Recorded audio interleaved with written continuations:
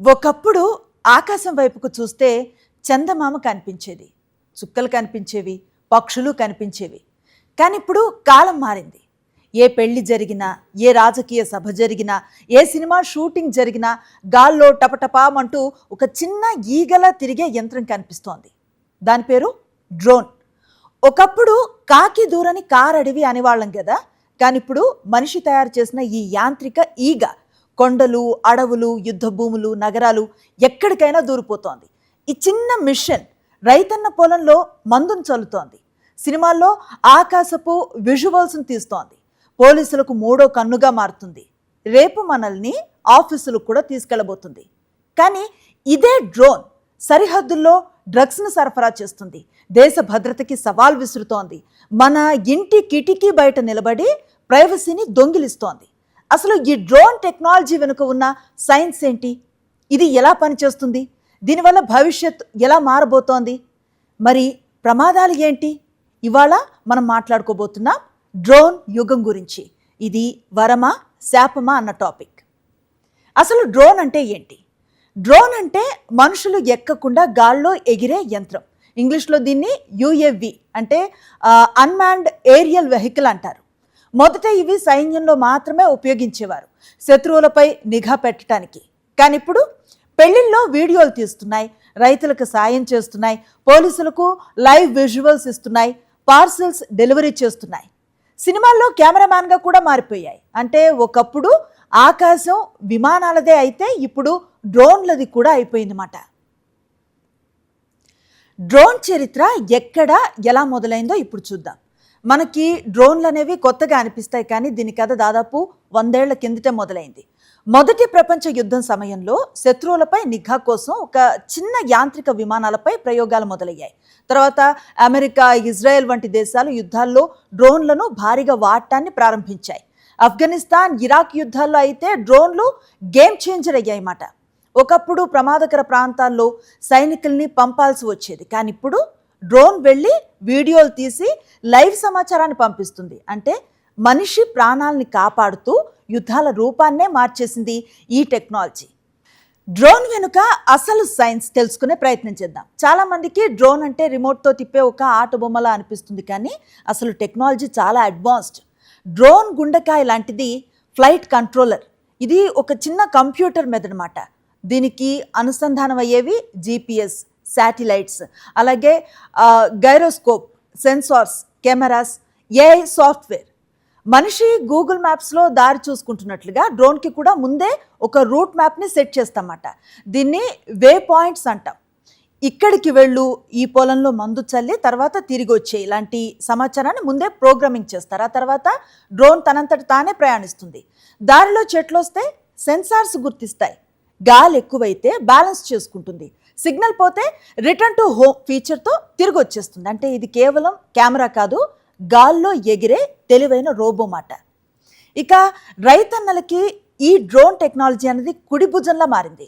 Drone వల్ల ఎక్కువగా లాభపడుతున్న రంగాల్లో వ్యవసాయం ముందు వరుసలో ఉంటుంది.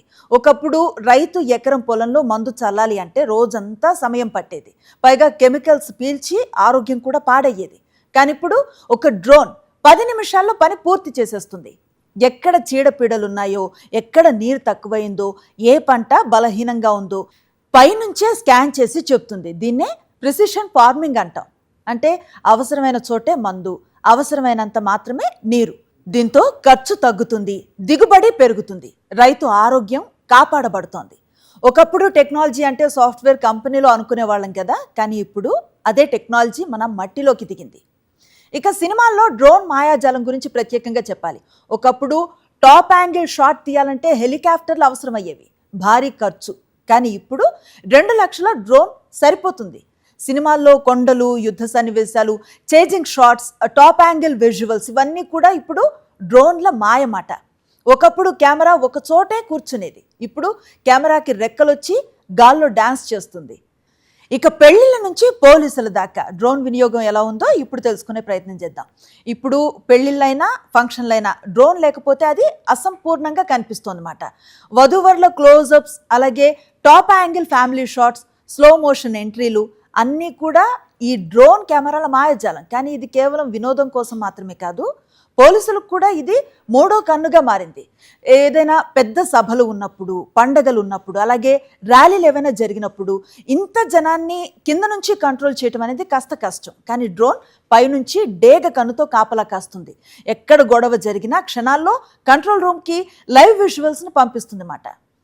ఇక యుద్ధాల్లో డ్రోన్ విప్లవాన్ని మనం గమనించవచ్చు. రష్యా యుక్రెయిన్ యుద్ధం ప్రపంచానికి ఒక విషయాన్ని స్పష్టంగా చెప్పింది. భవిష్యత్తు యుద్ధాలు కేవలం ట్యాంకులతో కాదు, డ్రోన్లతో కూడా జరుగుతాయని. కొన్ని వేల రూపాయల డ్రోన్లు కోట్ల రూపాయల ట్యాంక్ని ధ్వంసం చేసే పరిస్థితి వచ్చింది. అంటే చిన్న యంత్రాలు ఇప్పుడు పెద్ద దేశాల వ్యూహాలనే మార్చేస్తున్నాయి. ఒకప్పుడు యుద్ధం అంటే సైనికులు, ఇప్పుడు యంత్రాలు కూడా యుద్ధరంగంలోకి దిగిపోయాయి. ఇక భారతదేశంలో డ్రోన్ విప్లవం గురించి తెలుసుకునే ప్రయత్నం చేద్దాం. మన దేశం కూడా ఇప్పుడు డ్రోన్ రంగంలో వేగంగా ముందుకు వెళుతోంది. వ్యవసాయంలో డ్రోన్లు వాడితే ప్రభుత్వం సబ్సిడీలు ఇస్తుంది. మహిళలకు డ్రోన్ దీదీ వంటి కార్యక్రమాల ద్వారా ట్రైనింగ్ ఇస్తున్నారు. ఇక మేడ్ ఇన్ ఇండియా డ్రోన్ల తయారీలో కూడా భారీగా పెట్టుబడులు పెరుగుతున్నాయి. అంటే భవిష్యత్తులో భారత్ కూడా డ్రోన్ సూపర్ పవర్గా మారే అవకాశాలు స్పష్టంగా కనిపిస్తున్నాయన్నమాట. డ్రోన్ రూల్స్ అలాగే చట్టాలు ఇప్పుడు అస్సలు ముఖ్యమైన విషయం. డ్రోన్ ఉంది కదా అని ఎక్కడ పడితే అక్కడ ఎగరేస్తే అది ప్రమాదం, ప్రత్యేకంగా విమానాశ్రయాల దగ్గర.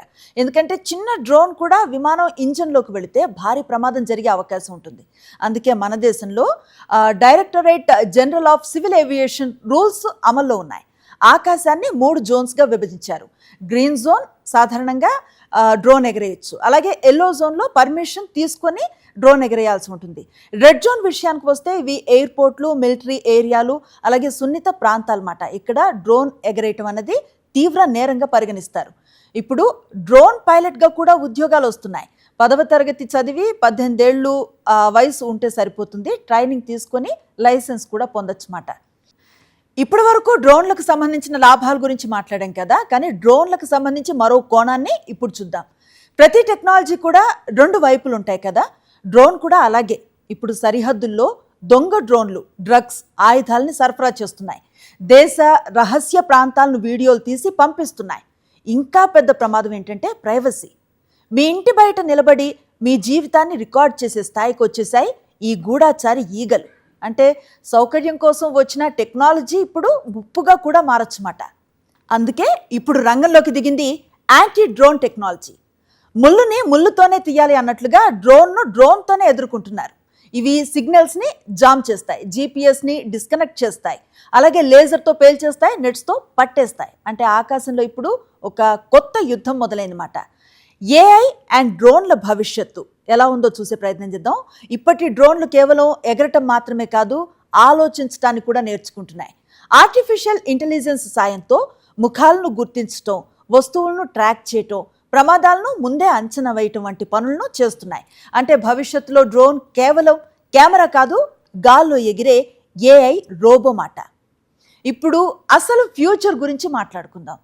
రేపు మీరు క్యాబ్ను బుక్ చేస్తే రోడ్డు మీద కార్ రాదు, మీ టెర్రస్ మీదకి ఒక పెద్ద డ్రోన్ వచ్చి వాళ్తుంది. దానిలో కూర్చొని కింద ట్రాఫిక్ జామ్లో ఇరుక్కున్న కార్లను చూస్తూ పక్షిలాగా గాల్లో దూసుకు వెళ్ళిపోవచ్చు మాట. ఇవే ఫ్లయింగ్ ట్యాక్సీస్. దుబాయ్ అలాగే అమెరికా వంటి దేశాల్లో ఇప్పటికే ట్రయల్స్ జరుగుతున్నాయి. ఇక మన దేశంలో కూడా ఈ టెక్నాలజీపై పనులు మొదలయ్యాయి. అంటే రేపటి ట్రాఫిక్ జామ్లు రోడ్లపై మాత్రమే కాదు, ఆకాశంలో కూడా కనిపించవచ్చు. మొత్తం మీద చూశారు కదా, ఒక చిన్న ఈగ లాంటి యంత్రం వ్యవసాయం నుంచి యుద్ధాల వరకు, సినిమాల నుంచి భవిష్యత్తు ప్రయాణాల వరకు మన జీవితాన్ని పూర్తిగా మార్చేస్తుంది. కానీ గుర్తుంచుకోవాల్సిన విషయం ఒకటే, సైన్స్ అనేది మంచిదో చెడ్డదో కాదు, దాన్ని ఉపయోగించే మనిషి చేతుల్లోనే దాని భవిష్యత్తు ఉంటుంది. డ్రోన్ రైతుకి వరం అవ్వచ్చు, దేశ భద్రతకి ప్రమాదం అవ్వచ్చు, సినిమాకి అందం అవ్వచ్చు, ప్రైవసీకి ముప్పు అవ్వచ్చు. ఒకప్పుడు మనిషి పక్షులను చూసి ఎగరాలని కలలు కనేవాడు. ఆ కలతో విమానం పుట్టింది. ఇప్పుడు విమానాన్ని చూసి చిన్న యంత్రాలు పుట్టాయి. ఆ చిన్న యంత్రాలే ఇప్పుడు మన భవిష్యత్తుని మోస్తున్నాయి. కానీ చివరికి గుర్తుంచుకోవాల్సింది ఒక్కటే, ఆకాశంలో ఎగిరేది డ్రోన్ కావచ్చు, కానీ దాని దిశను నిర్ణయించేది మాత్రం మనిషే. ఎందుకంటే ఇది టెక్నాలజీ యుగం. ఇక్కడ నిజంగానే ఆకాశమే హద్దు.